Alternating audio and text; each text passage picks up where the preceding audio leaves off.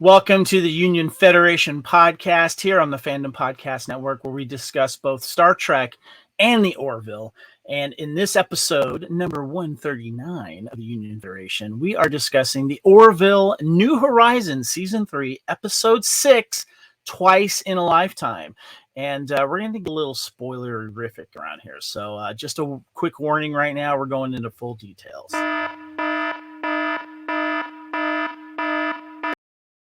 I'm your Captain Kevin, and I'd like to introduce our crew on this Union Federation starship for this very special episode of the Orville.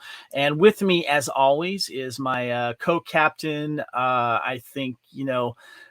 entertainment director for the Orville as well, of course, and also my brother from another mother. And also, his birthday was just recently. Mr. Kyle Wagner, what's up? Happy birthday! What? Well, thank you, but you left me waiting here 10 years. Welcome aboard the Union Federation here, man. What's going on? Oh, not too much. 10 years in a StreamYard room is a long time to wait. I'm just saying, But I've gone through 3 sets of cats, so that's right. You're on your fourth generation of cats there, so that's good. But welcome aboard. It's happy birthday, by the way. You just celebrated your birthday. What did you turn, like 23, 24, something like that? Can't remember. Yeah, they still card me, so we're good. Gonna be a fun episode, Kevin. This is a continuing trend with this season of the Orville, with this episode where we're reconnecting to older episodes. Yes, we are, and old emotions as well. And we have with us this week our science officer, our badass science officer, the lovely Haley Stoddard. Woo, woo, woo. I don't know what that is. Sorry.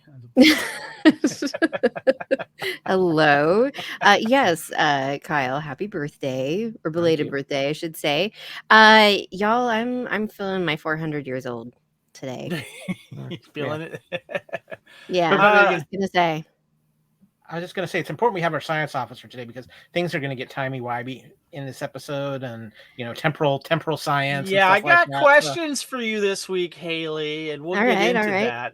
Now, Amy couldn't be with us. She's doing some BQN stuff, which she should be, because we have a little partnership there with the BQN network, sharing some shows and some guests. And I was on Infinite Diversity last night. That was a fun show. We were discussing the season 1 finale of Star Trek Strange New Worlds, and that was a very fun discussion. More on that later, of course. But this episode, we're discussing the 6th episode of the Orville Season 3, Twice in a Lifetime. And Kyle, you got something you want to say?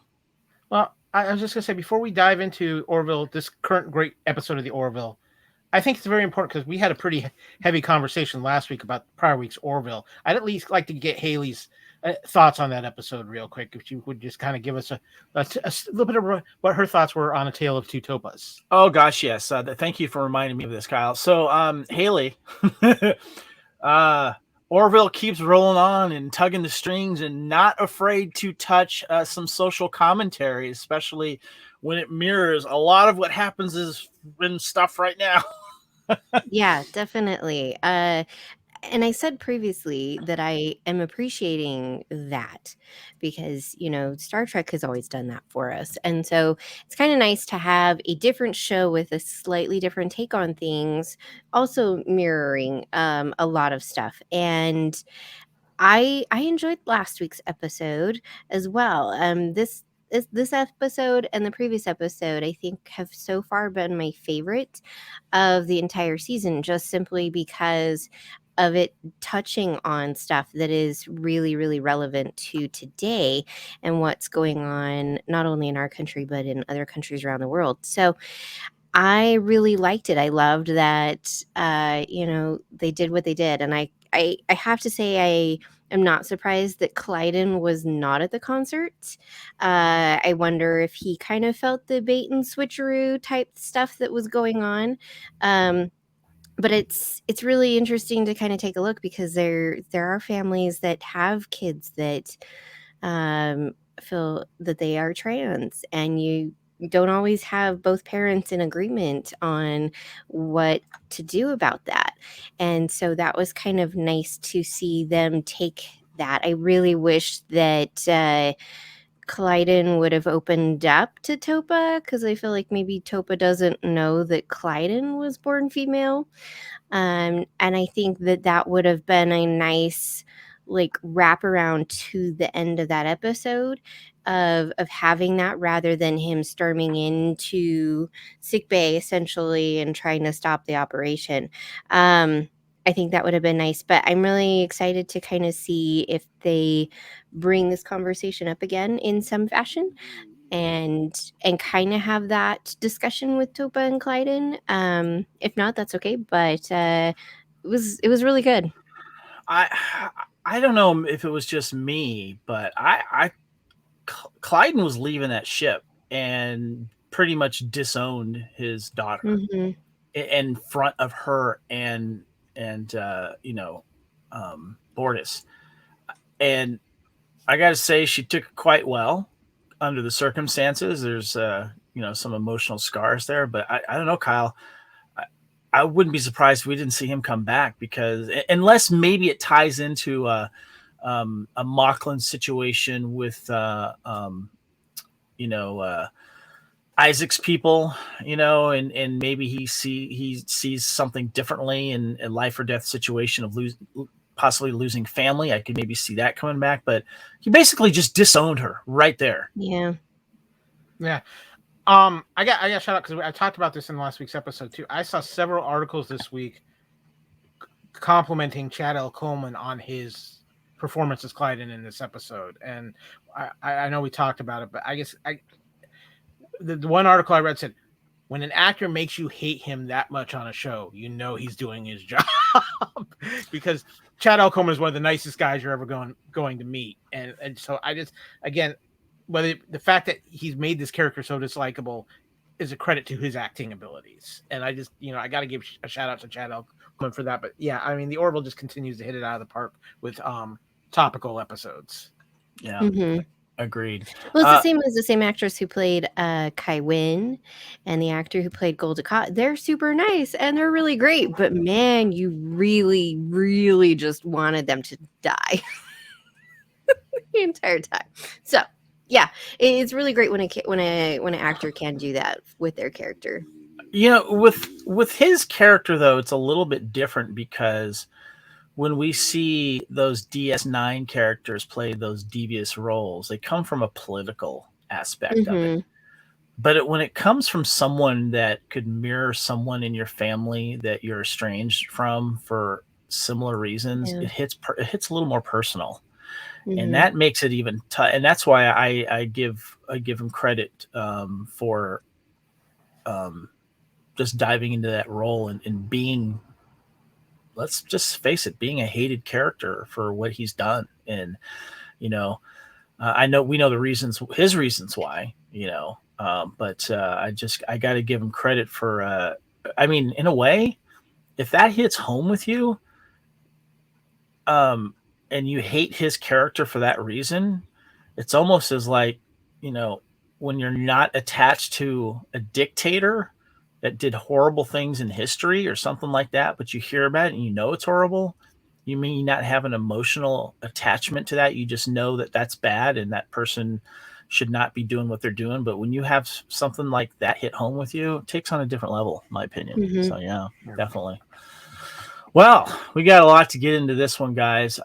This episode basically is doing what, as you alluded to earlier, Kyle, tying into previous episodes of the Orville. And we're gonna touch into all that stuff, but I think that what's great about this episodic Orville storytelling, this is the way to kind of do it, in my opinion, is make reference to past episodes, bring characters back. Don't one and done them type of thing. And we're not seeing that in this third season. I got to get Talea back, which was great. She's a dictator, but we got her back, and we learned about, the love child with Mercer, which I thought was great.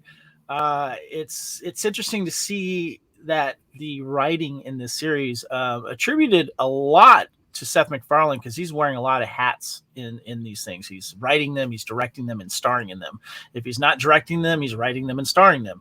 And he has to be starring in them because he's Mercer. So he's been quite a busy guy. But in this episode, Twice in a Lifetime, we get a really good episode with Malloy. And this one's called Twice in a Lifetime. Episode aired July 7th. And so let's go ahead and head into the next segment here, which is the episode synopsis here.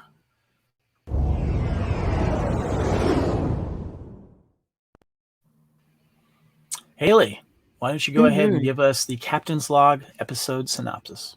Of course. Lamar makes upgrades to the Aeronov device that make it possible to send an entire ship back in time, and the Union orders the device be transferred to a secure research facility. Upon arriving, the Orville and its escorting convoy are attacked by the Kaylon. Gordon attempts to destroy the device, but a core overload hits the device and accidentally transports him back in time to 2015. The others attempt to follow him, but end up arriving 10 years later. Gordon has made a family with Lara, the woman he had a holographic relationship with, and Gordon insists he is remaining in the past, in spite of Union law and the insistence of Ed and Kelly. Meanwhile, Isaac and Charlie are sent to find replacement Dysonium for the core, and Isaac, disguised as a human, attempts to bond with her but is rebuffed.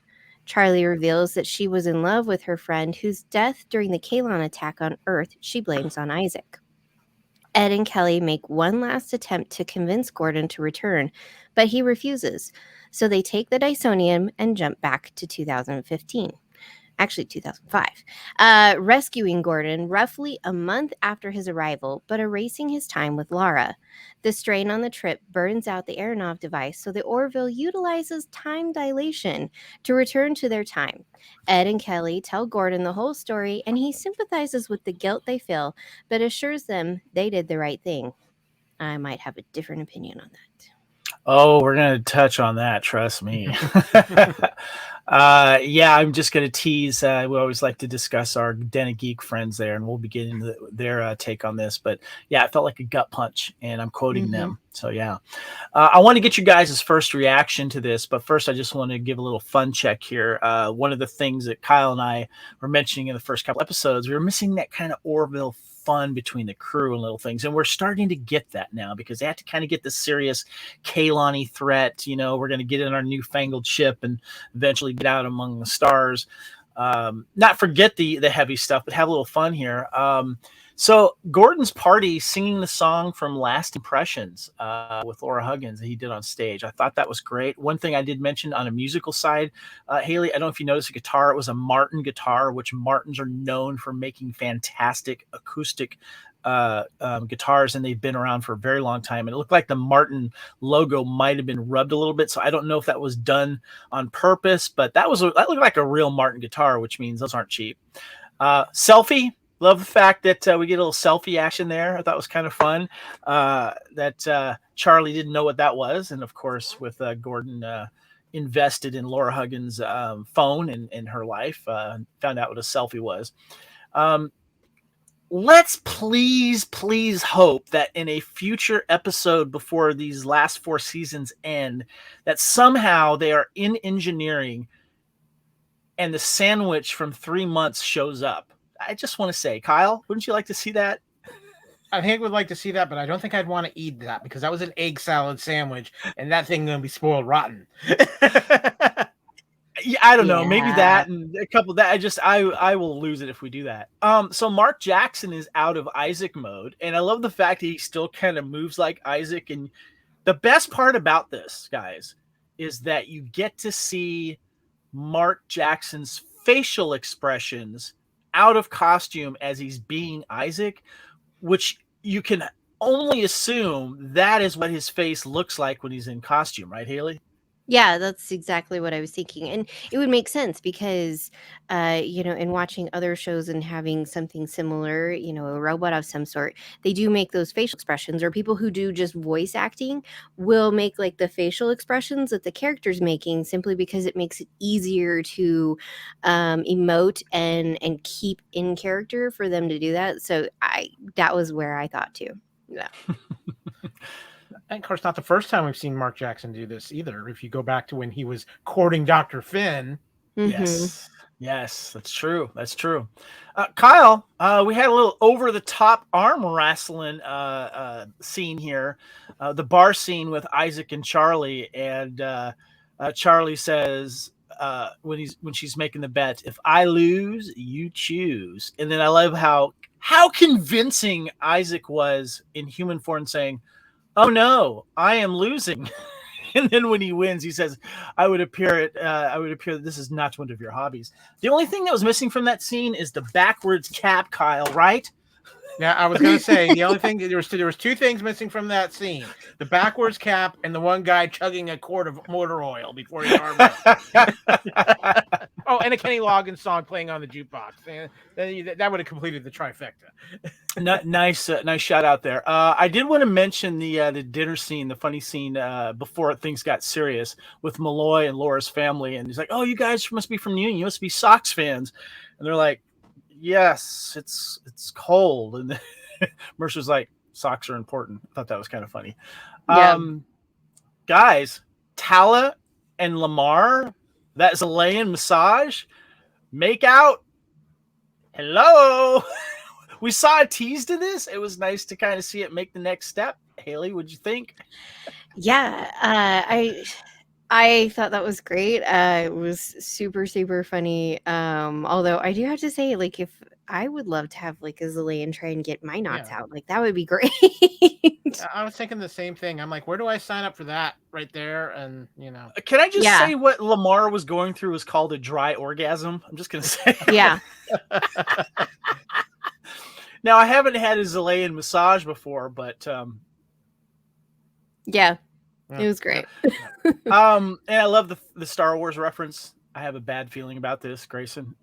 Guys, first impression of this episode. Haley, start with you. Yeah, no, again, like I said earlier, I think this is probably my second favorite episode of the season so far. I really, truly enjoyed this one. Immediately kind of knew where they were going when they opened up with the party and Gordon singing that song, because I was like, oh, and then but I didn't know how they were going to handle it, but I'm like, oh, something's going to happen. Zach immediately was like, oh, there's going to be some time travel going on. So we kind of had like an inkling of where this episode was going, but that's okay because wasn't quite sure how it was going to fold out. And I really enjoyed it up until the end. I'll talk more about that later. Yeah, Kyle. Yeah, I want to touch on what you just said, but I want Kyle to go next. What was your first reactions, Kyle? Very fun, because I always love Malloy-centric episodes because they always have emotion and they're fun, but they also have some weight to them. Very interesting with the debate here, and I can see both sides of the coin, and we'll talk about it a little bit later. But there's another thing that happened here, and I'm gonna say it here because it felt like the whole revelation with Charlie at the end was just kind of tacked in there. It felt like, wait a minute, where is this coming from? And I have to admit, it kind of took me a little bit of that out of that storyline that they were doing with Isaac. I think it would be more interesting if they actually had revealed. Hold on, wait, back up here, because I'm having an issue with what you're saying, and I need you to clarify. If you go back to that first episode when she's with that girl and she ends up dying, I got transported right back to that. Now I know how she felt about her and her issue with Isaac and the Kalon. So how did that feel tacked on? I'm trying to figure that out because I didn't feel that at all.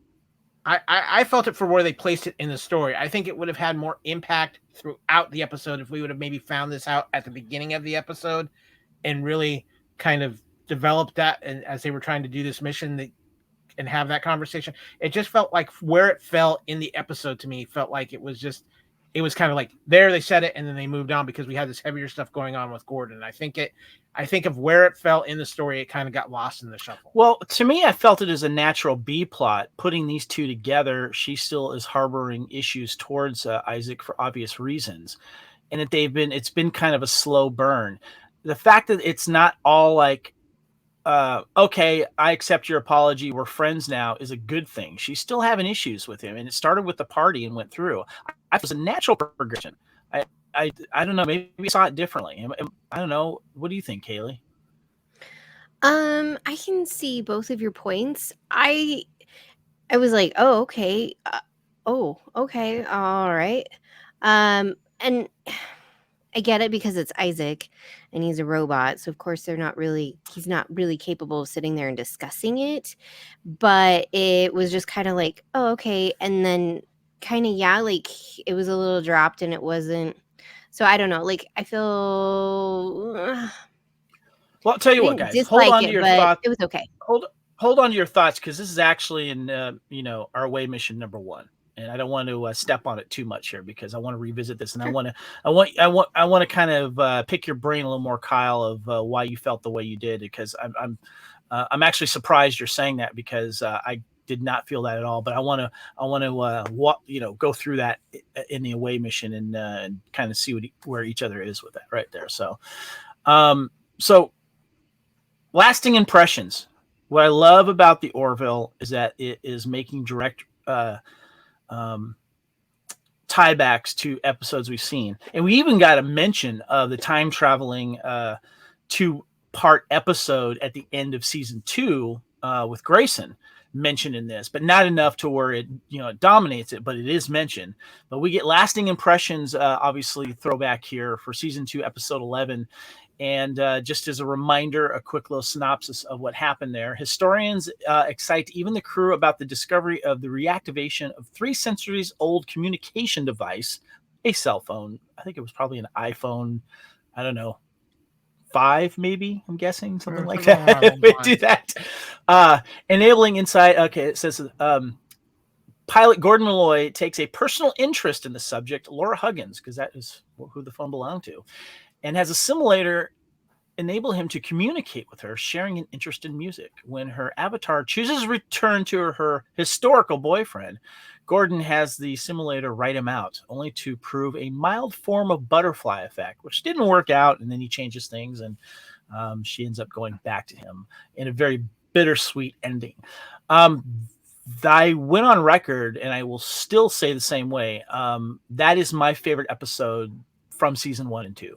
I love that episode for that reason. We'll get in for many reasons, and I'll touch on that a little bit later.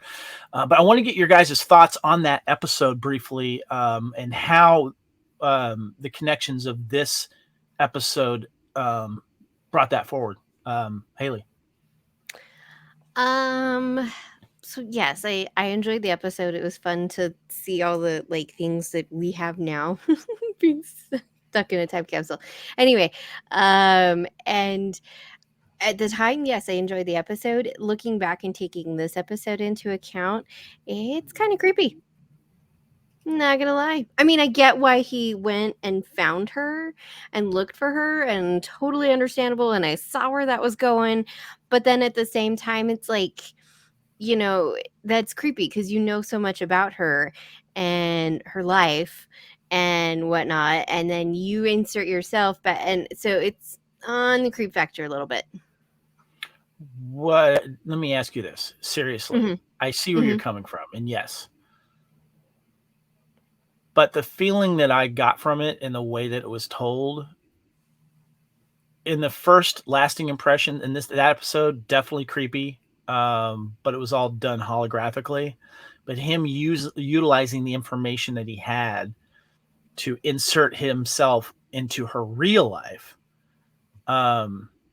Did he still do it with respect? I mean, he could have been, weird about it. I don't know where that line is.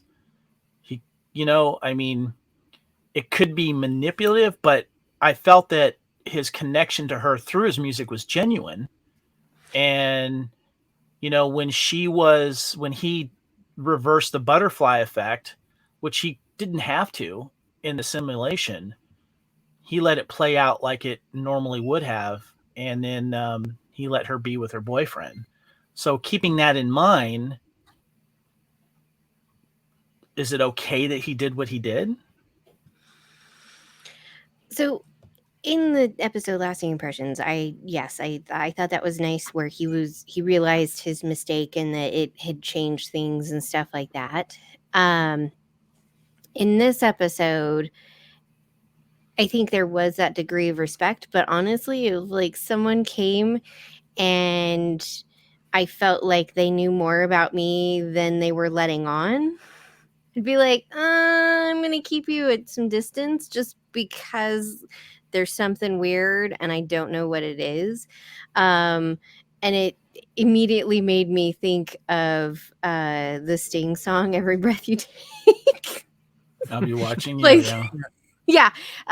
So for me, like, as a woman, like, that's just a little creepy. Like, if someone walked up to me and introduced themselves and like that immediate, because it like in their story and in her talking about how they met and things like that, and I know we'll get into it a little bit more, she kind of felt that there was like way more of a connection coming from him to her than there was, and that's a little creepy, because then you're like, why do you know so much about me? For me, first of all, Lasting Impressions is one of the best Orville episodes of all time. Period. It's emotional, it's heartfelt, it's wonderful. A couple of aspects here. I think it actually does a little bit of disservice to Malloy, because it felt like at the end of Lasting Impressions he had acceptance, he had closure on the situation, and we were good to go. But yet then we get to this episode, he's singing the song still, he's got the cell phone still on his desk, and it's like the closure he had, or the acceptance he had, was just kind of thrown out the window a little bit. And then you add on to the fact he goes and seeks her out while stuck Hold back on. in time. Whoa. What's thrown out? His closure with her having the relationship and staying and not doing, creepy holographic stuff, which we don't know that he continued to do. He's fine with the way that ended, but he still keeps the phone and keeps her memory. Well, but there's keeping eventually, but there's a point of moving on, and he's obviously hasn't moved on yet. And the way that episode, the Lasting Impressions episode, feels like he's ready to move on. Now there was acceptance. What, and forget her completely? What do you mean by move on? I need you to clarify. Move on, like he's looking for other people in his life. He's realized that it was a holographic situation, things like that. But that we see he still has the phone. He still has this. That's still holding on to. And you see how he looks at her on the phone. He's still holding on to emotions there. He's still more attached than what you got with at the end of Lasting Impressions. And so I felt like that was like, okay, you're kind of maybe negating a certain aspect of that in a certain way. As far as him seeking her out on planet Earth, he waited 3 years. And I think when he got to a point where he realized that I might never be getting out of here, he sought something familiar. He sought something he knew and something he had emotions for. So I think that makes a lot of sense. But on the flip side of it too, when later on, and I know we'll get into this, but when Ed and Kelly show up and find out what's happened, I can definitely see their side of the point, the anger of him messing with the time stream like that. We'll dive into that, definitely. All right, guys, let's go ahead and hit into the cast here, because I want to mention a few things out here.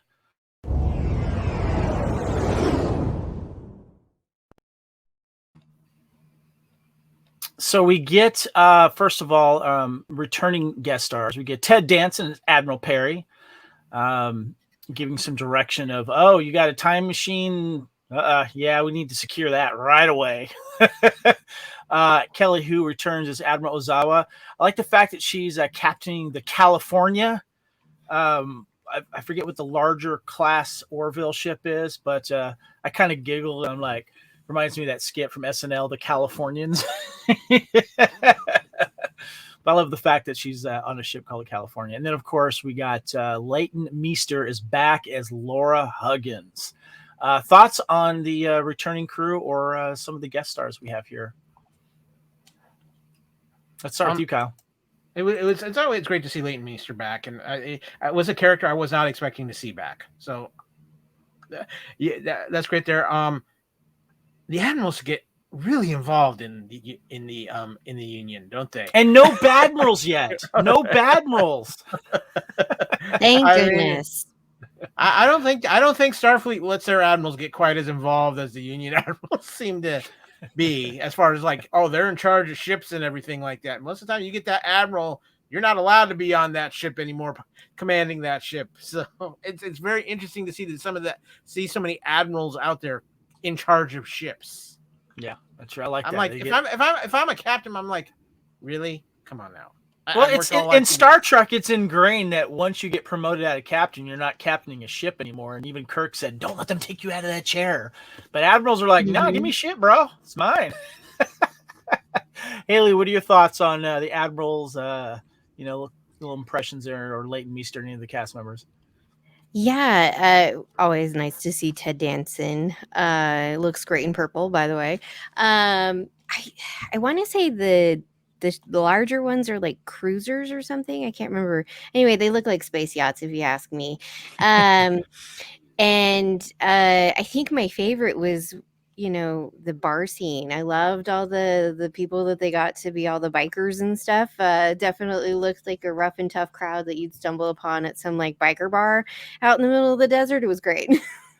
Speaking of, I want to give a shout out to the big old guy that lost convincingly to the arm wrestle to Isaac.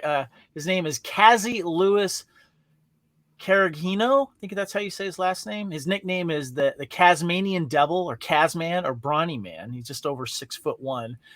Kazi is an actor, stuntman, novelist, singer, songwriter, musician known for his roles in Grimm, Battles BC, and various other television shows and dozens of popular commercials. He has penned hundreds of songs, 14 books, and appeared in nearly 100 commercials, television shows, and motion picture movies. He is from Milwaukee, Oregon, where his family has owned a farm since 1908.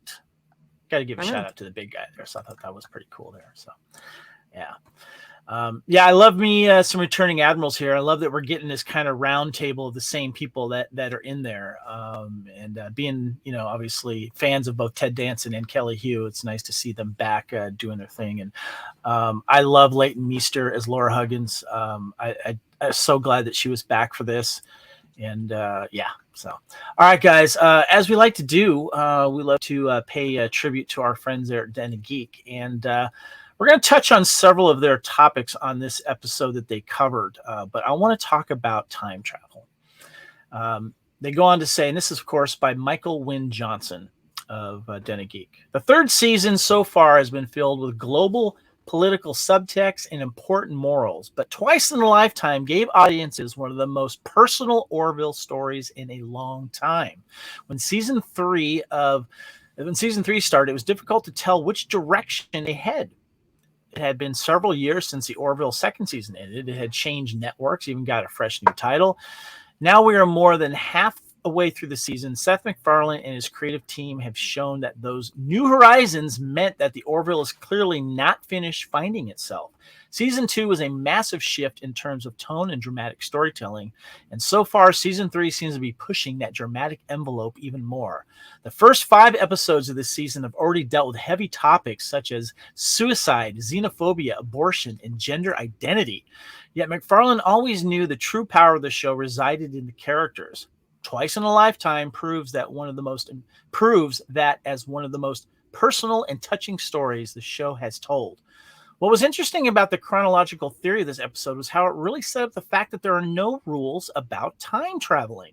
MacFarlane wrote the episode, which has been happening quite often this season, and it was a clever, albeit devious way of letting the audience know any paradoxes that may come up as a result of time travel are inconsequential. The egg salad sandwich was a perfect homage to the convenient Bill and Ted School of Time Travel, where Lamar merely says, I'm going to send this sandwich back 10 seconds from now, and it instantly appears.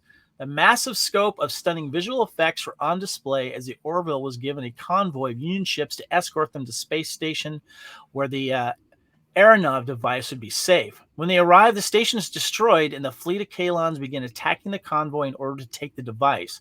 In the chaos, Malloy volunteers to run down to the lab to destroy it, to ensure a powerful tool that is never in the hands of their enemies. As he does, the Orville unleashes a massive blast from their quantum drive to try and shake free from the Kalon tractor beam, and Malloy is sent flying in a fury of multi-dimensional time distortions.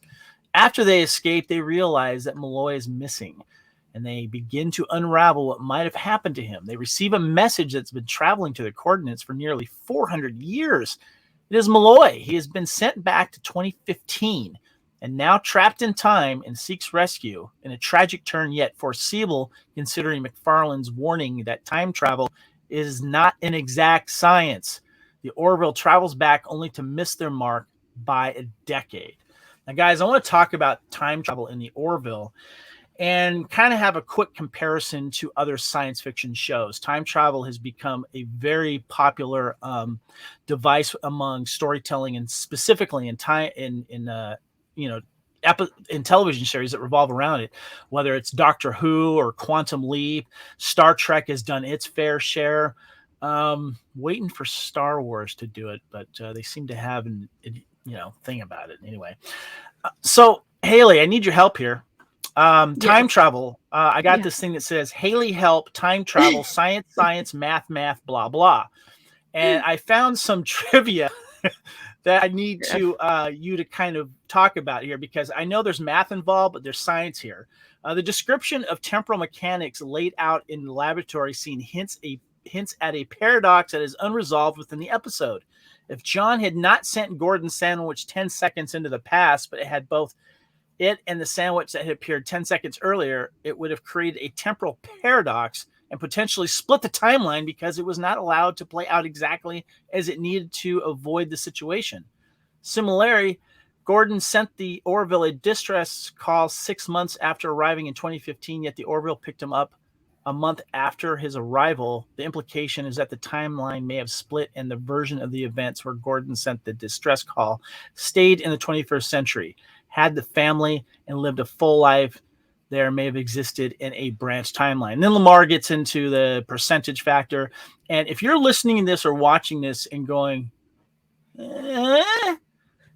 that's what I was doing while I was reading it. So Haley, help me with the science, math, blah, blah, blah. Yeah. So, okay. So Star Trek, I think, does a better job of explaining this, but Star Trek's been on for a lot longer and dealt with time travel and time distortions and things like that for longer. So yes, there is a possibility where they were aware of Gordon's distress call. There is a possibility of that branch going off. So, like we look at like Star Trek and how we have, here's all of our stuff. And then like the newer films starting in 2009 kind of branched off from here and went this direction. And, and so each time that you make a decision, when you come to the fork in the road, if you go left, there's that possibility that you also went right. And so, the possibilities are endless if we look at it that way, of and you can look at your personal life. Okay, I came to this decision and I made this decision and I did this thing and it led to all these other things, but if I had gone right, or there's another me in another dimension that went right instead of left, there's all these other decisions. So there's this other version of me that's living a different life, even in minute difference. Like you didn't move back to California, Kevin. So you stayed where you were. And so that life that you have now in California could still exist, but you'd also have your life back home with your daughter. And so it would be slightly different than your current life. Like you still would have married Aaron, but it might have been different and the circumstances would be different. So as far as that goes, yes, there's a possibility that Gordon still married Lara, still had his family, all that kind of stuff still could have happened. That's a possibility. As crazy as it sounds, because they picked him up and they brought him back to the ship, so it didn't happen. It still could have happened. Yes, Kyle. Well, actually, I was going to do this for Kevin because this might kind of clear it up a little bit here. Go back to I'm going to do a little cross streaming here, and we're going to go to the MCU, specifically the Loki TV show, where you had the sacred timeline, and Owen Wilson's group. Their thing was to prevent variance, so they would go into different points in time where people time traveled or did something, and created a variant timeline off of the sacred timeline.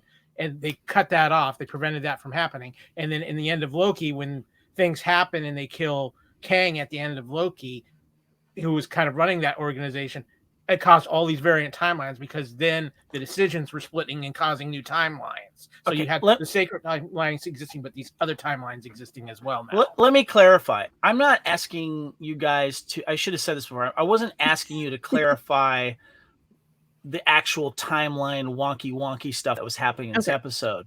My point is, and I think, I want you guys to, obviously, Haley, I wanted you to kind of explain what that was about. Not necessarily for me, but for anyone that also wants to know. But my point bringing this time travel discussion up is comparing the way the Orville is doing it to what other shows are doing it. And also, I think that when you explain time travel in any type of fiction, because we don't know if it's really happened yet, is it no matter how many rules of science and mathematics that you're breaking, as long as you can make it sound feasible to where anyone can understand the situation, is that really the most important part?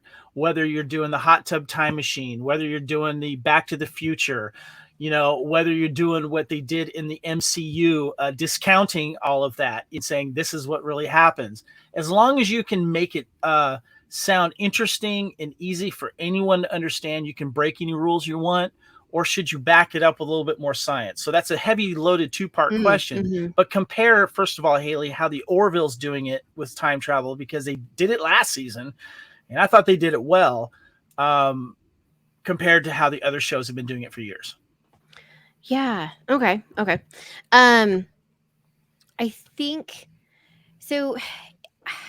It's interesting because they definitely tried to kind of, like with the sandwich thing in this episode, particularly, they tried to make it seem like, okay, if I, you have to do A and B to get to C, essentially. And so I like that they've made it seem not as difficult as it would be. But then it's interesting because at the end of the episode, when he's talking about, okay, we have to travel at 99.9999% the speed of light, and they have to go a certain amount of distance and then double back because the Aronoff device gets destroyed in order to get back to their time. That was adding more of the science back into how this works, because it really is very specific. You have to, like if you look at, Star Trek, where, okay, we're going to slingshot around the sun and we have to get to a specific speed in order to break that barrier, to break into a different timeline. It is extremely specific as far as the math and the science goes. It's not wishy-washy, it can be whatever type thing. And so you mean like pouring an energy drink into a hot tub? Yeah.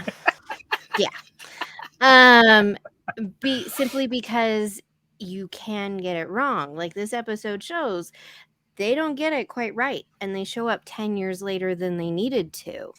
And so you do have to be specific. It's kind of like, you have to pinpoint a specific time, day, even a time, like has to be 1:00 on July 10th that you have to show up, right? And, let's say 2022. if they don't do the math and the science correctly, you're going to end up in a wrong spot. You could end up in the wrong year, you could end up in the wrong day, you could end up at the wrong time, and then you can't prevent or be able to do exactly what it is that you're going to do, which would defeat the purpose of the time travel in the first place. And so it is a very exact science. I think it's nice when a show can make it, like in this episode, not seem so like heavy on the science. Again, I can understand why they wouldn't. It's not necessarily like Orville's thing. So in Star Trek, when they explain it more, or like Back to the Future, they kind of explain it, fairly well, because they have to pinpoint an exact day and time to show up, because you're inserting your future self into a past, and you really could screw things up if you show up in the wrong time, the wrong location, the wrong date. It could really interfere and then change complete history to wipe yourself out, as we see in Back to the Future. So there is an exact science to it, for sure. How much it's of it just a is matter of how much theoretical? of a show wants to put that into an episode. So I like that they didn't go heavy into it, which was really kind of nice, because I think it can get confusing. So does that help a lot? Yeah, it does. There's some theoretical stuff also going into that factor. It's important. Kyle, your thoughts on the way Orville is dealing with time travel compared to other shows? I think they like Haley said, I think they found a nice balance of explaining it, but not going into this like deep scientific, make your head spin dive. I thought Lamar's explanation of at least traveling forward in time with the bubble that's created by the quantum drive and things like that. So they turn off that bubble so that they feel the effects of the time travel because of the speed you're going faster than light. I think that felt very natural. Anytime you start getting, especially with time travel within the paradox universe, where if you don't do this, and if you do this, but you fail to do it, you send the sandwich 10 seconds into the future, but it starts getting a little headachy, and you get into the whole of, well, can two things exist in the same time space? And what happens if they do? Things like that. It's usually not a good thing. And so, but that one gets a little bit more complicated in an explanation. I think the butterfly effect is obviously one of the easiest aspects to explain of time travel. You one little slight change in what happened changes reality. Obviously the question then becomes was that what happened in the first place, or did you change something? So, and I think they even kind of dealt with that a little bit in this episode of the Orville when they were having their discussions, because they don't know. They have these time temporal laws, but they're not 100% certain about them. Haley. Well, and what's interesting is looking at our Mars mission Ares and whatnot. I've had discussions with astrophysicists about how we could get there, right? So we're looking at the Ares mission. It's really not that we're gonna get there. It's like our grandkids, our great grandkids would be the ones actually arriving there, because at our current ability to travel in space, it takes way, way, way too long. So what's fascinating is there is a possibility that warp bubbles could become a thing. They are a thing. Like, that is exactly how it travels, because then that prevents that time dilation inside of it. So whatever's inside the bubble stays at a constant, like it would stay at today, right? And so everything outside of that bubble is going forward in time, but everything inside it stays where it is. And so that's why, he's in this episode, Lamar's like, okay, we've got to be out of our bubble, which is, that's a little weird and wonky, because they would age on the ship, even though they're like 400 years in the future, they would still kind of age, because they're also going forward in time. That bubble prevents anybody inside it aging.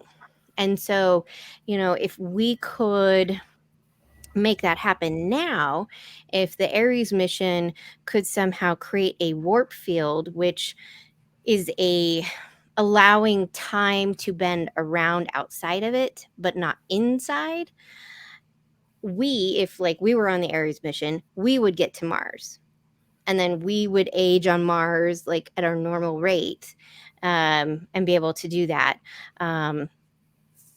But currently that's not an actual science, but it could be. It is something that they are trying to figure out how we could create that and make that an actual thing. So then again, time bends outside of it. I'm going to quote Matt Damon, sort of, and just say, that's why we have Haley here, because so she can science the shit out of this. So, Haley, that's why I love having you on, and that's why I knew when you were coming on, I had to get your thoughts on that, because I love it when you pull the science on it, and thank you so much. That's great. Yeah, it really is quite a fascinating thing, so I'm free to talk about it more if people want to. I just want to wrap up this topic here regarding time travel, saying it depends on the story itself. Sometimes the time travel is part of the drama that needs to be explored in whatever chooses to do so. Mm-hmm. And the consequences of not doing it right or not having something to do it is that in some cases you just need a device to get back in time, because that's where they want to tell the story, like Hot Tub Time Machine, or Bill and Ted's Excellent Adventure. Sure, it's in an old telephone booth, and they had to kind of use gum to put the little thing together and stuff. But it's more about the journey and getting there, where when it comes to our Star Trek, they had to have a device, a writing device, to show us why they showed up 10 years too late, so they could create and write that drama about what would happen to Malloy if this happened and we didn't get there in time to save him. And we'll get into that a little bit more, but thank you guys so much. I'm going to call an audible here, guys. This is normally where we would go into the FPNet, ad and let you know what's going on, but go check out the rest of our stuff. It's awesome. I need to get right into trivia here, so let's go ahead and do it.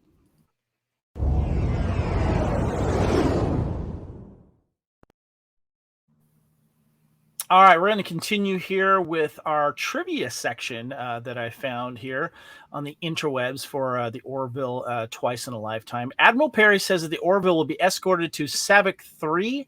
Ted Danson, who plays Admiral Perry, was in Cheers with Kirstie Alley, who played Savik in Star Trek II, The Wrath of Khan. Little shout out there. Admiral Ozawa is seen in command of the USS Constantino. She had previously commanded the USS Olympia. Both are Leviathan-class cruisers. Thank you for that. I was trying to remember what that was. The reference to Constantino is a lovingly placed Easter egg put in the FX team's Brooke Noska that artistically illustrates the correct spelling of the co-producer's last name, Constantino, Tom Constantino. The picture of the dog on the fireplace mantle in Gordon and Laura's home is the same dog picture that appears above Laura's fireplace in season 2 episode of Lasting Impression. And Gordon's obituary mentions his son Edward and 2 grandchildren. In 2025, his wife was pregnant with their second child, but the obituary does not mention a second child. Child might not have been born. The obituary could have contained a mistake by the producers or more temporal anomalies caused by the changes in the past. Sounds a little timey-wimey there. And, of course, we mentioned this before. Jessica Zor and Leighton Meester both, of course, worked in the series Gossip Girl. Anybody else watch that? I guess I was the only one. Okay, fine with that. All right, guys, let's get into the away missions, discussing the storylines of this week's episode of Twice in a Lifetime. And I'm going to continue some topics with the Den of Geek article by Michael Wynn Johnson. So let's go ahead and hit the away mission number 1.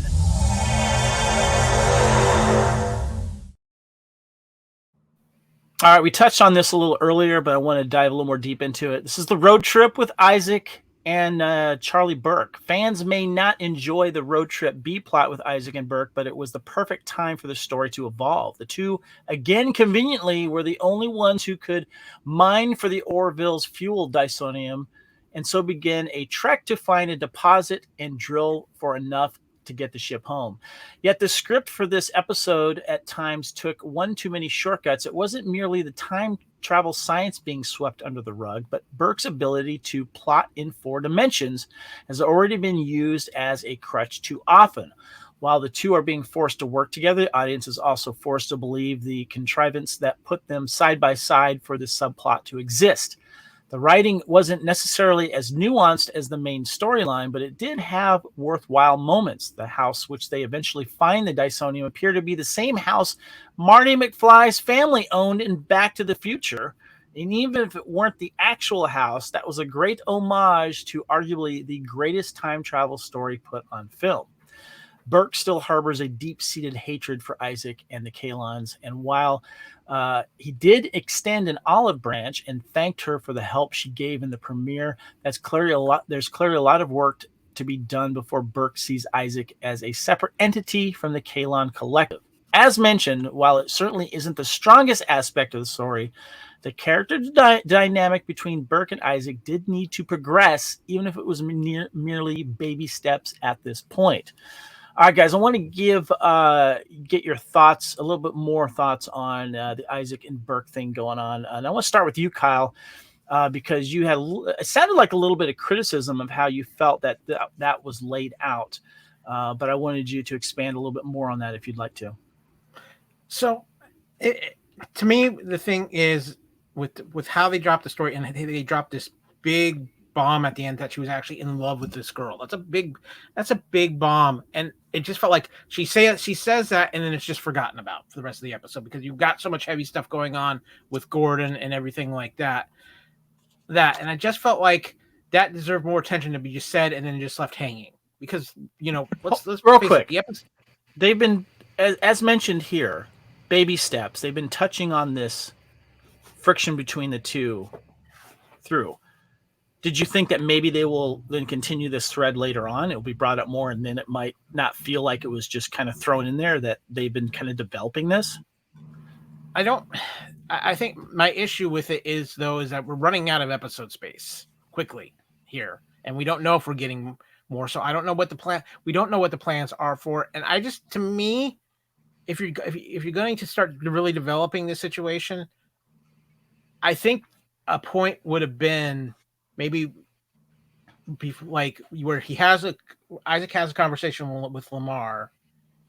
I would have liked to have seen get that revelation before they get on the shuttle or something, where you see a scene like maybe he stops her in the hall and she explains that revelation, and then they're dealing with the heaviness of that revelation throughout the episode. Gotcha. That would have been interesting. Yeah. And it's a big revelation because not only are you having this thought that, but you're revealing this character is either is LGBTQ as well. So that's a big reveal for this character we haven't had a lot of development in. So it's two really big bombs right there with this Charlie Burke character that just get left hanging right after she has a conversation or reveals her feelings and stuff like that. To me, that's not something you leave hanging for a later episode. You need a little bit more to address it, even if there's just a little scene with them at the end of the episode or something like that. But it just felt like, okay, we dropped this bomb and then we just left it hanging there. And I'm curious to see how they're going to play it up in the last few episodes. But for right now, as it stands, it just felt like it was too big of a bomb and too big of a thing to just leave hanging out there like they did. And like I said, I think if they would have placed it earlier in the episode and could have had that reflection as they're on the road trip, I think it would have made the dynamic of that road trip even that much more interesting. And a lot more tension. A lot more tension and a lot more interesting than just... That's a good point. I hadn't considered that. So, yeah, well said. Haley, your thoughts on the Isaac and Burke relationship, or whatever it is? Yeah. No, I agree with Kyle. I think if we had known earlier on that Burke is a member of the LGBT community and had told Isaac, hey, maybe as they're walking down the side of the road, right? As they're walking along the road, so random, that, she was in love with the person who had died and all that. It would have made the bar scene more interesting when she says, this is my brother. And it would have created a little, there was already tension because there's been tension between the two of them, but it would have just added a nuanced layer to that tension throughout the episode, especially as they got to the house and the realtor was like, oh, you guys are moving in, young couple, you're going to have kids, it would have added a layer to that would have been serious but also kind of funny at the same time, because you're like, oh man, this realtor has no idea what's going on here. And And then as they were drilling, it could have been like not necessarily maybe more of a conversation, but that tension level would have been interesting, because then the resolve, hopefully at some point, I can only imagine at some point, hopefully this season, there is that realization that she can separate him from the rest of the Kalon and kind of start to maybe not necessarily forgive him completely, but understand where he's coming from, especially that, he's basically going to be killed just like the rest of them by the rest of the Kalon for betraying the Kalon. It would create like a greater significance to that, which I can only imagine that they probably will come to maybe at some point, even if it's like the final episode. It would make that way more significant for Charlie's character and for her character's development for be able to forgive him to some capacity, or at least understand him in a greater sense. So I kind of agree with Kyle. I did like it. I think it was fun, especially being able to see Isaac as the actual actor. So that was really fun. Mark Jackson, yeah. Yeah, and so there was a lot to it. I think, yes, it wasn't as fleshed out as the A plot in the story, but it still worked really well, and it was kind of fun to see. I'm trying to imagine what you guys would have liked to have seen, and I think that would have been satisfying and well, but I'm feeling the slow burn, the intentional slow burn here, and the fact that the B plot needs to not outshine the A plot. And I think the Charlie Burke and Isaac thing is going to come to fruition, before these last 4 episodes, because you don't need a whole episode to tell that, or a whole A plot to tell it. But I have a feeling when it comes to the Kalon, where that threat's not done, and I think that then we'll kind of see that come to, and all these little eggs they've been dropping out through these episodes, and then finally kind of come up. So I'm fine with the way they've done it. But Kyle, yeah, I just want to weigh in on something too, because you mentioned the Kalon.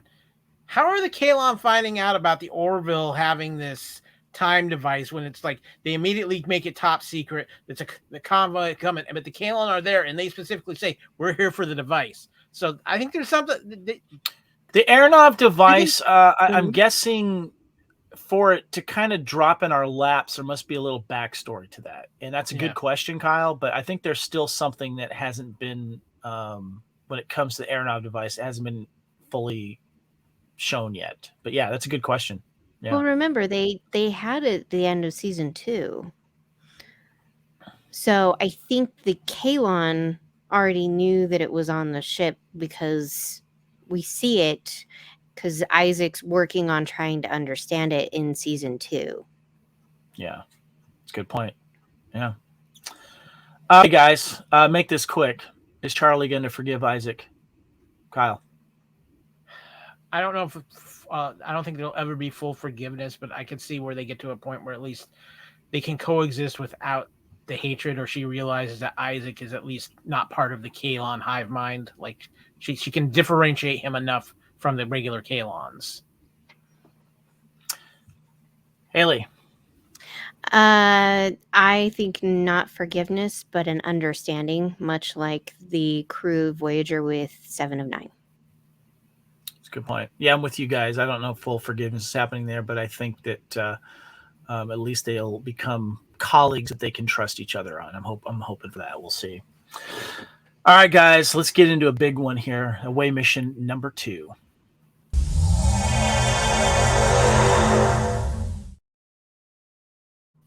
All right, Malloy's family, Scott Grimes. This was a great episode for Scott Grimes to shine, and there was some interesting stuff that happened here. And I want to continue with the article here on Den of Geek here, and they go on to say, when the Orville arrives in 2015 and find Malloy, he's already acclimated and, more importantly, has found the real Laura. The two of them are married, have a young son named Edward, played by Jackson Hill, and another child is on the way. The story is not about the massive universal political subtext that many of the previous episodes this season have dealt with. It's merely about Malloy's family. It's easily one of the most devastatingly emotional episodes the show has produced. Much like previous episodes, someone has to make a hard decision to do the right thing. Does Malloy give up his family and come back with his crew to the future? Does he take his family with him? Can Mercer allow any of that to happen? Those questions expertly drive the conflict between Mercer and Malloy, but ultimately don't matter. That isn't necessarily a criticism either. The thinly veiled morality of these questions are so foreign and outlandish to anyone watching that it becomes clear the science fictional components aren't meant to be relatable. It's the dynamic between friends and what these characters must do in an impossible situation that are at the heart of this story. Seeing Malloy tell Mercer to shut up and the resentment that Malloy feels being abandoned for a decade, only to have his friend say he has to leave, is captivating. Grimes perfectly conveys the pain and anger he feels towards the situation, and this episode is undoubtedly one of his strongest performances. McFarlane as well, who has been flexing his surprisingly strong dramatic muscle this season, embodies the inner conflict he feels when his duty as an officer to protect the timeline clashes with his best friend's happiness. Lasting Impressions has been a fan favorite episode ever since it debuted, and this is undoubtedly because fans love to see Malloy happy. Twice in a Lifetime is a devastating follow-up. Malloy had what he always wanted with his dream woman, and many viewers, including this reviewer, shared his anger when he was being forced to give it up. Timeline be damned.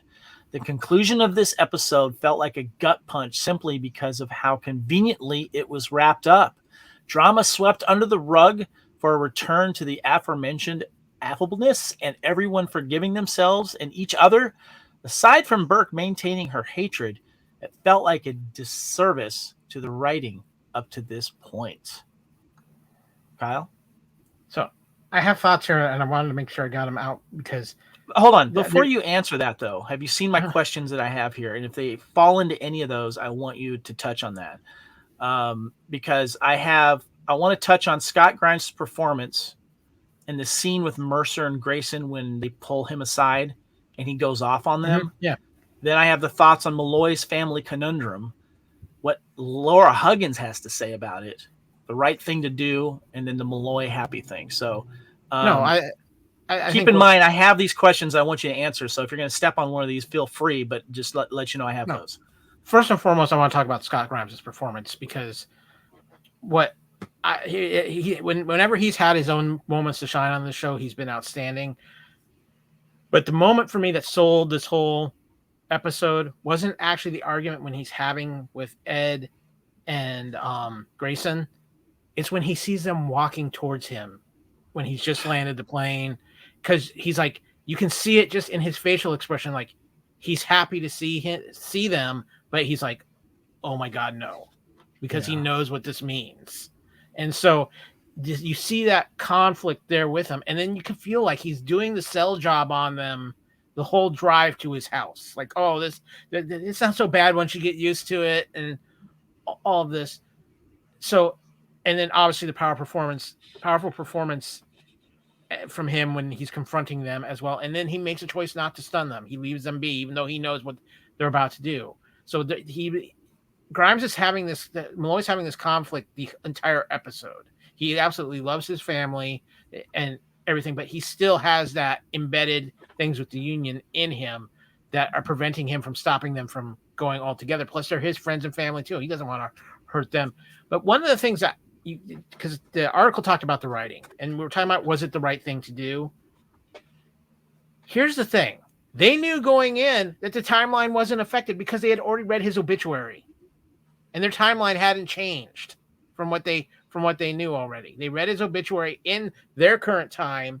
So they hadn't seen any changes in their timeline. So they knew it wasn't going to necessarily hurt anything if they left him there. But then I almost think too, their anger. Yes, they're angry about the temporal aspect of it with what he did, seeking out Laura Huggins and things like that. But I think they were more upset by the aspect that they felt like he still had this obsession with her. And I think they were more upset with the aspect of he used that his obsession and his knowledge to manipulate this woman, and it was hidden behind them talking about all the time laws you've broken and everything like that. But as soon as they saw her, you could the expression, the face again, so much played with facial expressions. You see the facial expressions of Mercer and Grayson when they see her, and they're like, "Oh shit, what has he done?" And again, it comes down to if they would have hit the time point precisely, or like they did, where he was there for only 30 days before he had made any connections with anybody. He had the loneliness hadn't taken over, and stuff. He was in the cabin in Connecticut. Yeah, exactly, killing animals. But still, in that aspect, if they would have hit that right off the point, it wouldn't have been an issue. And then we get into the whole time travel question: is, well, if they remove him there, does that timeline cease to exist, or is it already established because those events had happened? So we love Malloy happy, but I can see both sides of the coin here. Malloy deserves happiness, but he's breaking a lot of temporal timelines. But again, this is something the writers did in their own suit by putting his obituary up there and talking about his history and not seeing where not acknowledging, hey, it changed something in the timeline. To me, that was the out. They already knew Malloy had lived a life that way, and yet things hadn't changed in the timeline. So, that I think that's where we don't really know what was contaminated in that timeline. We don't know what other people's lives were changed. So saying that's an out, I think, is a little wobbly. Just because he played out his life in that timeline, and they got there too late, and so they were trying to go back in time before it happened. At least that's the way it came across to me. But Haley, I wanted you to get your thoughts on Scott Grimes' performance in this. I think as far as his character, as Gordon's character development and, his relationship with Grayson and Mercer, this was fantastic. I think this was probably one of the more powerful episodes as far as Scott Grimes' character Gordon is.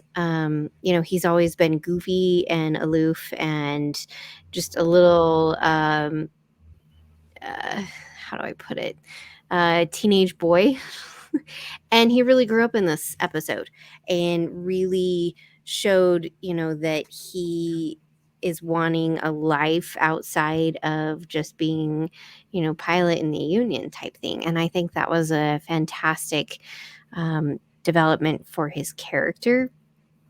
I love that he has a family. I think that's appropriate. It seems right, and I love his explanation of, I spent 3 years by myself and it was not pleasant. And, he mentions, we're social creatures when he's having that argument with Mercer and Grayson. And, we're social creatures. We die if we don't. And that actually is accurate. It is a very, very clear, precise thing that psychology teaches us. So we do need to be around people. And our lives can be drastically different and things can happen, which might seem silly if we're alone, but if we're isolated and we're not around other people, it really does a lot of harm. So I liked that argument, and to a degree, I liked that Lara walked in and heard part of it and didn't know. And I'm surprised her character took it as well as she did, finding out that this person that she loves, her husband, that they have a kid and one on the way with, is like, okay, all right, like, isn't more mad about it? I don't know. I think I'd be kind of mad about it more than she is. But, her concern for, what happens to them and what about them is really on point and a fantastic episode. I think the A plot in the story was wonderfully done. I kind of agree with what Kyle is saying about, they find out that he's lived this life. And yes, we don't know exactly if things have messed up with, him going back and them reading his obituary and realizing the life that he led. I think if we had like a little more exploration of like maybe if they'd taken just like a brief amount of time to see if it had changed anything, And if it hadn't in their timeline, if everything was still the same, with maybe some little minor tweaks that really wouldn't be super significant to the timeline that they're in, I think they could have left it as it was. And granted, that's not the story. That's not the point of this episode. But I could see that maybe would have been a thing. But I get them going back because, their laws and rules and regulations. I mean, Malloy talks about in this episode, I was killing animals. And, he was struggling with having to kill animals in order to stay alive. But he's I like the fact they alluded to the fact that in present day Union Federation, that is not allowed. Yeah. And I love that. I thought that was great as somebody who definitely is not a person for that. I thought that was fantastic. So, the struggle that he was having and had and kind of let go of was really quite astonishing and really well done, I think. You had something, Kyle? I wanted to weigh in too, because there's one other thing as far as how they handled the situation. Ed and Kelly handled the situation horribly, because here's the thing. They missed their point by 10 years and they're out of that element, but they can find it on the planet. Why not just go down, get that element, and then travel the remaining 10 years? Because technically they're breaking all kinds of time laws too by bringing out a 10-year older Malloy who's experienced all this life in the past and has had all these things. So you're causing more problems by bringing him out 10 years sooner. I have an answer to your question, Kyle, because it doesn't serve the story and you're missing out on the drama of the real story. Oh, no, I understand that, but when you're reciting following all these temporal laws too, again, it's a little counterintuitive. Again, it's a good story. Don't get me wrong. It's an amazing performance story, but there's some big loop, like what Kennedy Cardle said. This was not the most well-written episode of the Orville as far as just checking itself. I think the important part, you're right there, but the important part of this episode is not necessarily how it happens. It's the fact that it did happen, the consequences, and the challenge among friendships and family. That's what the story is told, and whether how they did it and the technical issues and stuff could definitely be questioned. That's not the important part of this episode. It's once you get there, how do you deal with these situations? And before I go on, I did want to mention that I pulled a screenshot of Gordon Malloy's eulogy. Obituary, thank you. Gordon Malloy, pilot and flight engineer, dies at 96. Mr. Malloy died peacefully at his home in Pasadena, California on July 12th, 2068. He was an exceptional, skilled pilot and maintenance mechanic for a local charter airline. He moved to Pasadena from rural Connecticut in 2018 and married his beloved wife, Laura Huggins, a singer and teacher, the following year. Little is known of Mr. Malloy's life before he moved to Pasadena. According to acquaintances, he earned his private pilot's license in his late teens and was largely self-taught as an aircraft mechanic. Colleagues described him as one of the most intuitive and insightful aerospace specialists they had ever known, with the knowledge of engines, aerodynamics, and electronic flight systems surpassed that of many graduates at top-tier universities.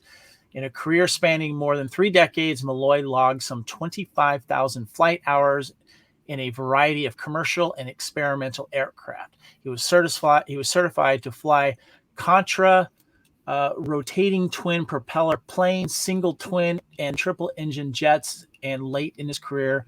And then that's when it starts to fade out, and I can't read the rest from the screenshot. It's tough to read. But I want to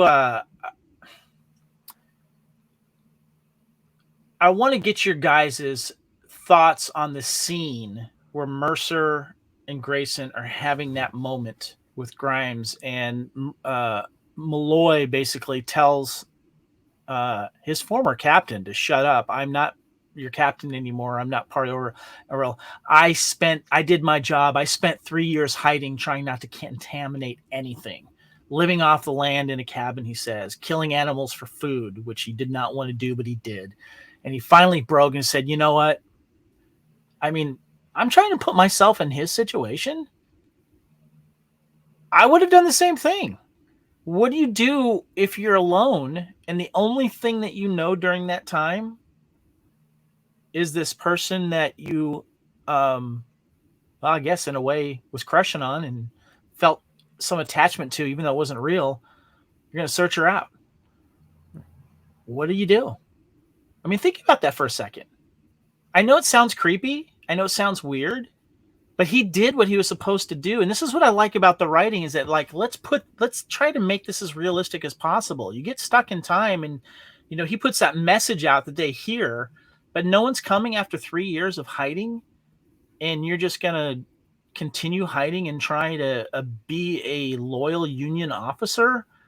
And he lets him have it there. And I can see the concern in Seth MacFarlane's face when he's doing that. You know, but he's still the captain, and he's with his first officer. And I mean, I know he does I can't imagine what you've gone through. My only disappointment was seeing a moment maybe between Mercer and his first officer, Grayson, like, really kind of think about what they're doing. Haley? Yeah, I wish there had been more of a discussion of, like, what do we do? You know, what if we left him here? You know, rather, like, I felt like that was kind of missing between the two of them, because yes, Mercer is his captain, is Malloy's captain and all, but at the same time, they're also friends. And have a discussion between the two of them, like, even if it was just super brief, of like, okay, what are we going to do? I mean, we can surmise that it happened off screen, you know, kind of thing. It wasn't written in the script, so it happened, but it didn't happen.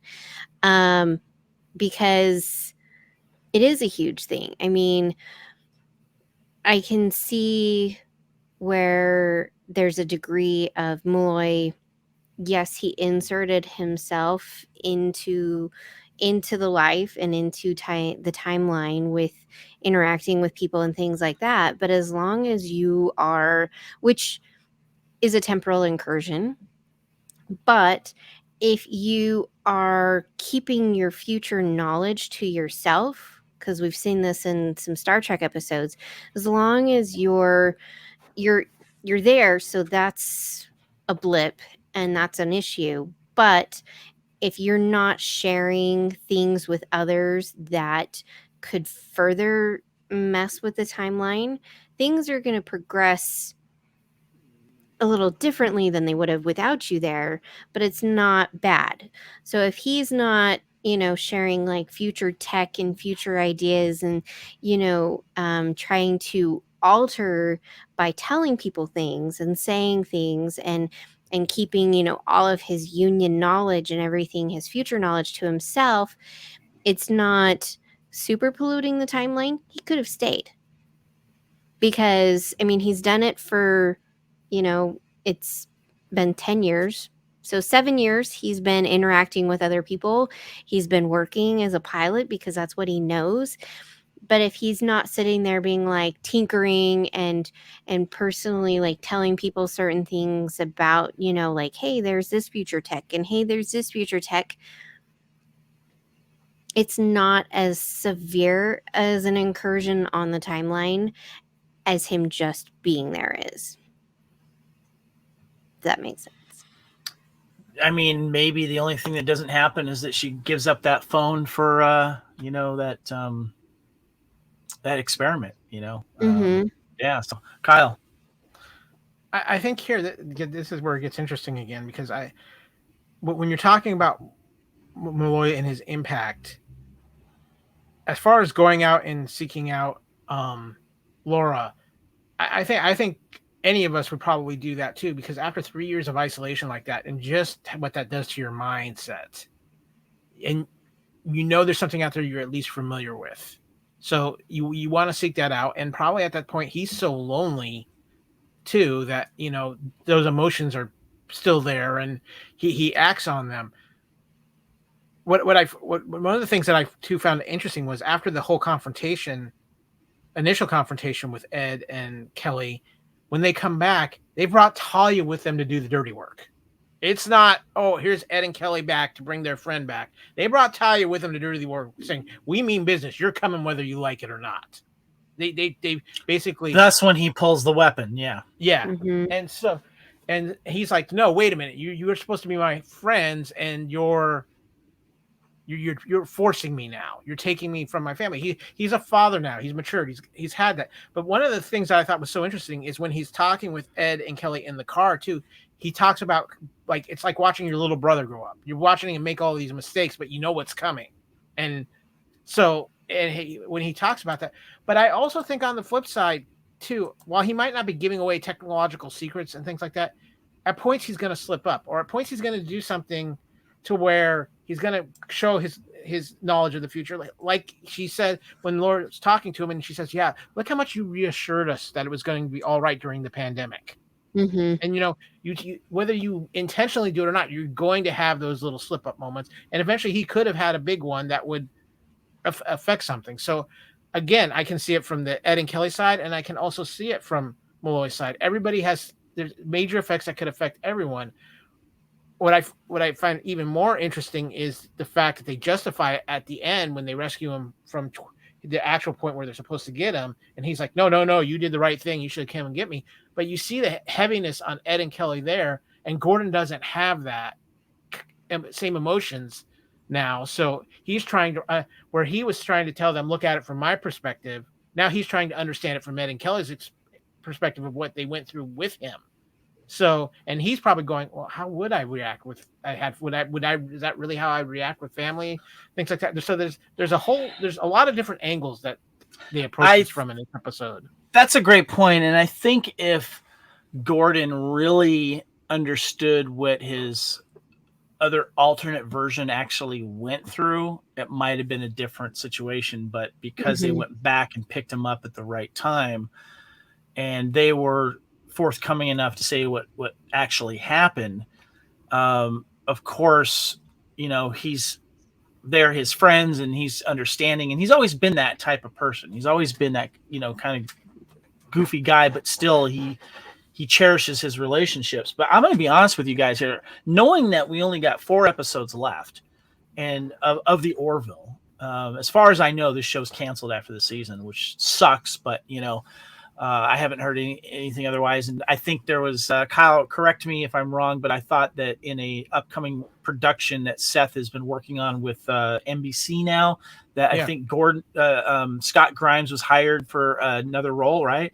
Yeah, and several of the other members of the Orville cast have taken on other roles. So knowing that, I thought there was 2 things that were going to happen here because of how the Orville has not been afraid to tackle the hard stuff and show that it's not just a Star Trek influence show doing Star Trek-y stuff. Or I actually think, I'm going to go on a little tangent here. I actually think that the topics that they're dealing with in the Orville, I'm not going to say is more realistic than Star Trek, but it's more direct. And they're not afraid to do it. And I think the Orville needs credit for that, and it's not gotten it yet to the aspect I would like to see it. Because I'm still seeing, Star Trek fans who don't want to touch a show with a 10-foot pole, and that's sad. But anyway, that's just my opinion. Regarding what's happening here, there was 2 things that I thought I could have seen happen before I saw the end of this episode for the first time. One was they were going to leave Malloy in the past or in this timeline, and they were going to go on without him, and we were going to see the next 4 episodes of Orville without Malloy. I thought that was going to happen because that would have been something that wouldn't have surprised me, especially what they did with About a Girl and just recently when they referred to the Topa thing again and all the other topics they've done. The other thing that I thought could have happened, because there's that scene when Laura Huggins comes in and then she finds out what's going on. Yes, it could be an art. It could be made, like you said, Haley, you wouldn't have, reacted the way she did. That didn't take me out of it. I thought that she took it well, but there was a part of me when she's going, well, what about us and our family and our kids? What's going to happen to me? That was heartbreaking. Seriously, what's going to happen? I'm not going to exist. My kids are not going to exist. The one that's in my womb is not going to exist. So there was a part of me going like, take them with the future. Take 10-year-old Malloy with them. Let that ride out for the rest of the season. I would not have been surprised because of the way they have been telling these stories and incorporating the relationships between these characters so well. Any thoughts on that? I think that's a good point, Kevin. And I agree with you that I think with what they've done with the Orville, that would be a way to go. But I think in this episode, what prevented me from thinking that was they were so just heavy on temporal law throughout the episode. And Ed and Kelly seemed to really stand their ground on this, especially when they saw him with Laura. And yeah, you could, because of their friendship, you could have seen that softening. But then when they show up with Talia, I think that idea completely went out the door, because they brought Talia there to specifically do what they didn't want to do, which was, hurt their friend. But Talia's the security officer. She's doesn't have the emotional attachment that Ed and Kelly have to Malloy, so that's why they brought her there. But I just, I see your point 100%, and it's a good point, and I could have seen where they could have done that. I think they kind of hit the hammer over the head so much with temporal law, even from the beginning of this episode forward, that I just don't think that was an option they really gave themselves, unfortunately. I could definitely have seen, like you were saying, Kevin, both of those scenarios possibly playing out.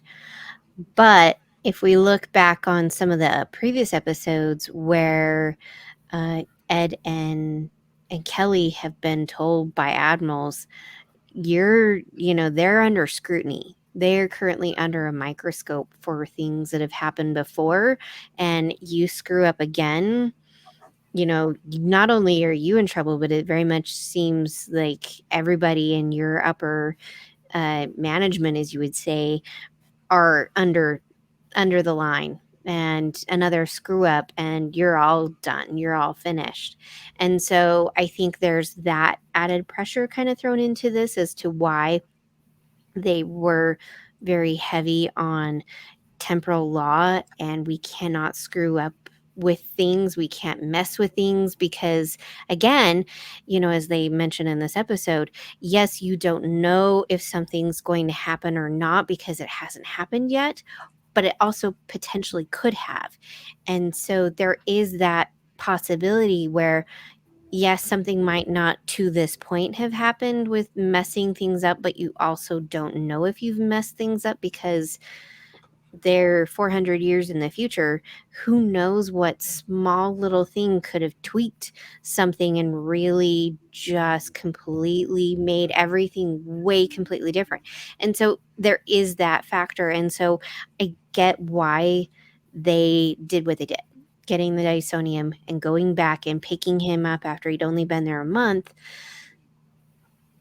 At the same time, it's also crappy because we have seen where he was in 10 years. So we've seen that future that he had, and getting that is really lovely because you see this growth with his character, this maturity that he gets, and this happiness that he's had that, a part of him wants. We don't hear him completely talk about it very often. I mean, yes, he talks about wanting a relationship, but it's quite an interesting story. And so as the viewers, we're left like, man, that was really crappy. Why did they do that? How could they do that? But at the flip side, it also never happened. And so it's quite an interesting conundrum, but it's us, the viewers, that are having that, not Malloy. He's not having that because he didn't live that life. It's quite an interesting. What makes it heartbreaking for me is I think we're sweeping the Laura Huggins factor a little under the rug here, because when you go back and watch that Lasting Impressions episode, she hates her job. She loves music. She broke up with her ex-boyfriend because of issues, but it was her boyfriend that brought her back into music. But if you watch that episode again, and I watched it, I literally watched that episode like a couple of weeks ago, not knowing this episode was coming out, just because I loved it, right? I wanted to see that episode again. But when you go back and watch that episode, and I challenge you guys to do so, she is the one that is holding her friend. She's the one. She's the friend, the confidant friend that people go to. Yes, she's hosting the party, but she's the one that's like holding her friends together. She is putting herself out there to help her friends. And this is one of the things that Malloy mentions and I guess is attracted to her, but is drawn towards her because of that. When he's trying to explain why he likes this woman, when the rest of the crew's like, dude, you're being creepy, they're kind of missing the message here that I think a lot of fans are too. They're immediately thinking Malloy's doing something creepy here, but he's seeing something in her that when it comes to this episode is extra heartbreaking, because she wants a life that she can enjoy. She wants to express her music. Malloy, yes, uses the knowledge that he knows this, but I don't know if it's being creepy. I think it's encouraging, and it's something that they can do together. And that's what I love about this episode, because I think that the Laura Huggins factor here is something brilliantly played by Leighton Meester, by the way. I just wish I could have heard her sing again. That would have been great. But I think that was another factor that also pulls at the heartstrings and makes it a second gut punch. Kyle? Well, a couple of things here. To your point, Kevin, I see where you're coming from with that. But also in that same episode, they showed Malloy's effect on her as a person with their relationship, and she kind of gave up her dreams because of Malloy, of singing and things like that. And when he takes himself out of the program and the boyfriend comes back, and she follows her dreams of singing. Now, one of the things too that I thought was really harsh in this episode, and I'm curious to see what you guys both think. Was it really necessary for Ed and Kelly to tell Malloy that we're going to go back 10 years and get you from the spot that you were in? Couldn't they have just said, you know what, fine, Gordon, just walked away, let him think and not live with that thought of the chaos, and then just go get him and then deal with, because that puts out a whole nother weight of consequences too. Right. Too. And they don't, but they don't have that confrontation because they know they're already going to do that. So why tell him and create this whole confrontation when they know they can't bring that version of Gordon back anyway? So again, that was another thing that kind of stood out. And I agree with you. Laura felt like she was kind of swept under the rug, even though they have the scene where she talks with Malloy and they talk about his presence the dinner scene. The dinner scene is very revealing as well. Before things get really uncomfortable, you know how she says, "Oh, I just thought he was a douchebag, but 7 years later, I married him," and then she goes, "I'm her douchebag." I mean, I thought it was very funny. Yeah, no, it was very funny. But I'm thinking too, you don't really see Laura confront Ed and Kelly when they're there to take him away. You know, and considering that she knows what the truth is now, you would think as protecting her children, protecting her husband, you would have seen. I would have loved to have seen a confrontation where she at least calls them out, and she really doesn't. Yeah. Mm-hmm. So, full disclosure, one of the reasons why I like this episode and specifically lasting impressions is I see a part of me in Gordon Malloy, and yes, we love to see Malloy happy. We like him happy. We want him to find that person. And it's interesting that they've chosen to throw this big kink in the Malloy love machine.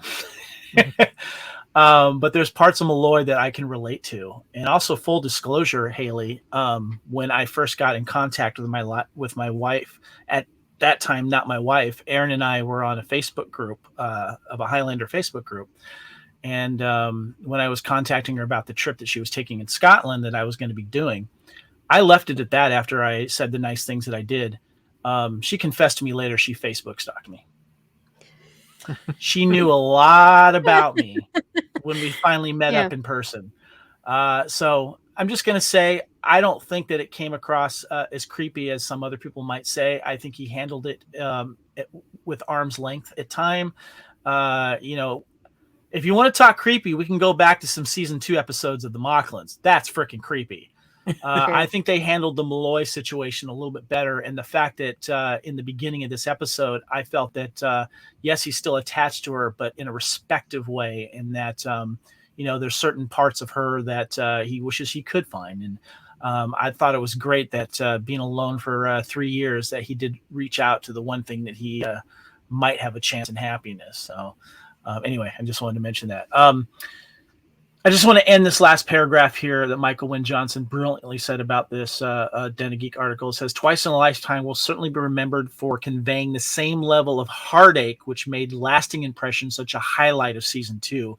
It was a brilliant examination of Mercer and Malloy's friendship. It challenged us as viewers," which is, what this discussion that you guys and I have been having. "And while it had a massive battle sequences, passionate makeout sessions between lead characters, and glittering time travel effects, it will be remembered for its smaller, more intimate moments where we realized it's not the Dysonium that runs the Orville, it's the characters we care about." He gave it a rating of 4 out of 5. Well done, Michael Wynne Johnson. Guys, any last thought on this episode? Let's start with Haley. I don't have any. I think, it's an interesting story, and I think it's well told of what can happen or not happen all at the same time. Short and sweet. Love it. Kyle. I credit Michael Wynne Johnson because what his statement echoes what this whole podcast just was. We weren't talking about the effects. We weren't talking about this epic battle between the Kalons and that Orville fleet. We were talking about a lot of that stuff. We were talking about the interpersonal in this episode, which is, again, and the characters in this episode, which is what the heart of this episode was, and really what the heart of this show is. And I think it's a credit to this show and how we criticize some of the writing loopholes in this episode, but it's a credit to the aspect of how well they wrote their characters and how much passion they've created in their characters, that we talk about the interpersonal relationships more than even the science fiction-y side of this particular episode, and how much we've invested in these characters. So kudos to everybody at the Orville, because they've done something that a lot of shows can't do. They've got us fully invested in their characters, not just the story they're telling. Well said. Just a couple little things. I want to give a shout out to Ann Winters as Charlie Burke here. Basically, I love the moments of confidence that Ann Winters is showing Charlie Burke here. You see it in her face and see it in her eyes. And I love, when she has an idea going into the biker bar scene, I love the look on her face, the mention of Texas, all that kind of stuff. I think Ann is doing a great job making this character that we're just getting to know in little segments, and I'm enjoying that. And just kind of on a funny topic here, Grayson mentioning alcohol, take your friend out, get him drunk, borderline alcoholic.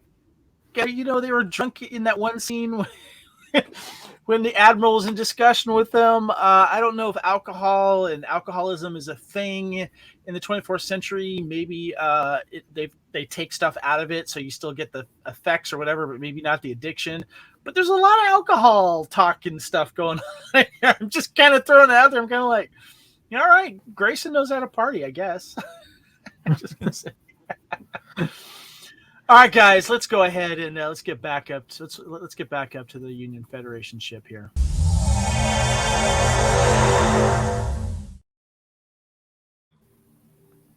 Great discussion, guys. I was very excited and looking forward to hearing what you guys have to say about this. But let's go ahead and let's get into some hailing frequencies here.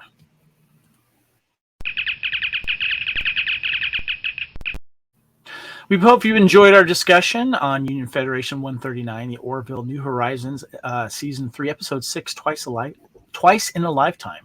You can find the Fandom Podcast Network Union Federation on the Subspace channels. First of all, please check out our Fandom Podcast Network YouTube channel. We have a lot of great videos up there. A lot of our podcasts are video, and you can check them out up there. Audio podcasts are also dropping up there as well. Our master feed for all of our audio podcasts can be found on Podbean at fpnet.podbean.com. And of course, the Fandom Podcast Network is on all major podcast platforms. And please, if you're a fan of Star Trek and the Orville and you're loving these discussions on our Union Federation podcast, please check out our Facebook page for the Union Federation podcast. We'd appreciate that.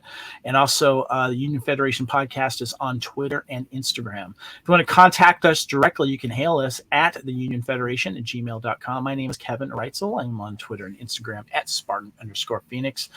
Kyle, where can we find you? You can find me on Twitter at AKyleW or on Instagram at AKyleFandom. And Haley, where can we find you?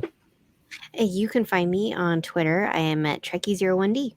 Awesome. You can find Amy on Twitter as well as at Miss Amy Nelson, and also at the BQN, where we've partnered up with them, sharing a bunch of Star Trek fun. And BQN also has some other great topics there as well. BQN is on Twitter and Instagram at BQN Podcast, and on Facebook, check out the BQN Collective, the listeners group there. All right, guys, let's look into that Orb of Prophecy. We got some interesting stuff coming up. First of all, our next podcast after this one is Strange New Worlds. Episode 10 is Season 1 finale, A Quality of Mercy. We'll be discussing that, and we're getting our thoughts on the season as a whole as well. We have a lot to discuss on that. But Star Trek Strange New Worlds is done for Season 1, but apparently Season 2 is about to finish production. I'm meaning like probably principal photography. They still got to get in and do all of the effects and all that kind of stuff. But get a feeling we might be getting that maybe at the beginning of 2023. So we'll see about that. You guys excited about that, Haley? Yes, of course. You don't even need to ask that question. Yeah, we're going to discuss. Make sure you pay attention to the next episode of Union Fed, because we'll be discussing that as well. So, and also please check out BQN for the Infinite Diversity pod that I was on, because we did nothing but talk about the season finale of Strange New Worlds, and we went deep into that. We touched on the original series. I brought up Star Trek V twice, for good reason. Nice. The Farragut was brought up. I even referred to the interview that we did with Farragut Forward Fan Film with John Broughton and director Johnny Kay. A lot of stuff ties in there, so it'll be cool. Also, coming up, Star Trek wise, Star Trek Lower Deck Season 3 is coming out summer of I don't know if I'm getting these mixed up here. One of them's coming out in summer 2022, so soon, and the other one's coming out premiering late 2022. So we got Lower Decks, Kyle, and then Prodigy Season 1, Part 2, Lower Deck Season 3. Sorry. Yeah, Lower Deck Season 3 will premiere late summer 2022, which means Kevin gets back on his favorite starship, the Cerritos. Yes! And then we will have more Star Trek Prodigy Season 1, Part 2 premiering later this year. I'm very excited about both of these shows for totally different reasons. They are both, the animated side of Star Trek has been absolutely fun and phenomenal, even if there's something there for everybody, whether you want more of the comedy, crude humor side of Lower Decks, or the amazing animation and science fiction feel of Prodigy. There's something there to appeal to everybody. And there's always more Star Trek in development too. We also, I did a little search here. Apparently Section 31 Season 1 is in development. Not sure what that means, but it's still on the drawing board. Yeah. Hey, that's like Section 31 is. It's a myth. Yeah, exactly. It's so secret. It's more secret than actually Section 31 is in the Star Trek universe. I wonder if that falls under the Rian Johnson trilogy for Star Wars. Yeah, sure. We'll see. I'll see it when I believe it. But it's next, like the next Star Trek film. Really? What's that, Haley? It's like the next Star Trek film, Star Trek 4. Yeah, which by the way, Yeah. there's early production of that apparently. Some people that work. Let me mention here. A friend of a friend said that people who work in production have started set production in Georgia, I think it was. So I don't know what that means. We'll see. But next week, guys, the Orville continues. New Horizons Season 3 continues. Episode 7. The episode's called For Unknown Graves. It will air on July 14th, 2022. Next week for us. So, yeah. Haley, it's good to see you again. Thank you for breaking out the science nerddom. I love it. Always a pleasure.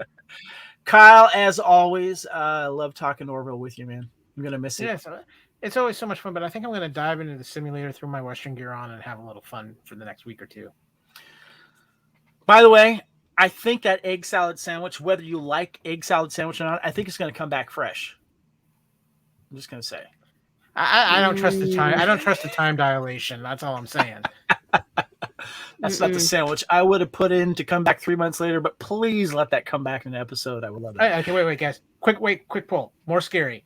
Egg going through time. Egg salad or tuna salad? Which one's going to scare you more? Oh, the tuna, definitely. Egg salad. Yeah, I'm with the egg salad myself, but all right, guys, please join us next time. Union Federation. Next episode dropping, of course, will be Star Trek: Strange New World season finale of season 1. Make sure you check that out. Goodbye, everyone. Hailing frequencies are now closed.